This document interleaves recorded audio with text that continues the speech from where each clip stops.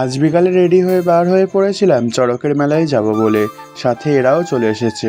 এদিকে ধ্বজা পূজাও কমপ্লিট, সাথে প্যান্ডেলের কাজ চলছে, কারণ সামনেই আমাদের গ্রামের কালী পূজা।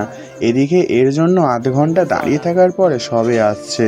দ্বিতীয় হুগলি সেতু পার হয়ে বনের মধ্যে দিয়ে সূর্যাস্ত দেখতে দেখতে মাটির রাস্তা দিয়ে হেঁটে চললাম সবাই। অবশেষে মেলায় পৌঁছে যাই সবাই। তারপরে একটু মেলা ঘুরি সবাই মিলে। নিরামিষ খাবার মেলা থেকে সেরকম কিছু খাইনি, তাই শুধুমাত্র একটু লস্যি কিনি। লস্যিটা খেয়ে চলে যায় জিলিপির দোকানে, সেখান থেকে একটু জিলিপিও কিনে নিলাম। মেলা ঘোরা কমপ্লিট, এবার যাই মন্দিরের দিকে। এখানে ঠাকুর দর্শন করার পরে আবার হরিণটা হচ্ছিল।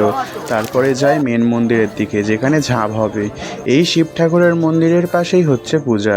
সন্ন্যাসীরা ফুল পড়ার অপেক্ষায় বসে আছে, তবে ঝাঁপ হবে। ফুল পড়তে শুরু হয় সন্ন্যাসীদের আগুন নিয়ে নাচ। ওটা শেষ হতে তারপরে ঝাঁপের জন্য প্রস্তুতির পুজো শুরু হয়ে যায়। তারপরে যাই এক আত্মীয়ের বাড়ি ঘুরতে, সেখানে খাওয়া দাওয়ার পরে শেষে চলে আসে চালের লাড্ডু। এইরকম আরও ভিডিও দেখার জন্য আমাদের চ্যানেলটিকে সাবস্ক্রাইব করুন।